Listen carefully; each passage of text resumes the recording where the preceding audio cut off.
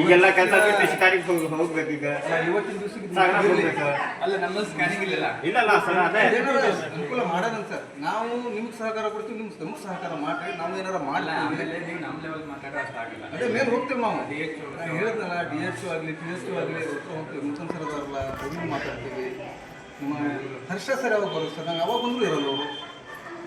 ಅವಾಗ ಬಂದಿದ್ವಿ, ಅವಾಗೂ ಇದ್ದಿದ್ದೆಲ್ಲ, ಇವಾಗ ಬಂದು ಇವಾಗೂ ಇಲ್ಲ. ಅವರು ನೋಡಿ ಇನ್ಚಾರ್ಜ್, ಉಪ್ಕಡೆ ಇನ್ಚಾರ್ಜ್. ನಮ್ಮ ಇನ್ಚಾರ್ಜ್ ಅಷ್ಟೇ ಅವರು, ಉಪ್ಕಡೆ ಅವ್ರಿಗೆ ಮಾಡಿಲ್ಲ. ಇಲ್ಲಿ ಯಾರು ಸರ್ ಮತ್ತೆ ಅವರೇ ಇನ್ಚಾರ್ಜ್ ಅಷ್ಟೇ ಅವರು.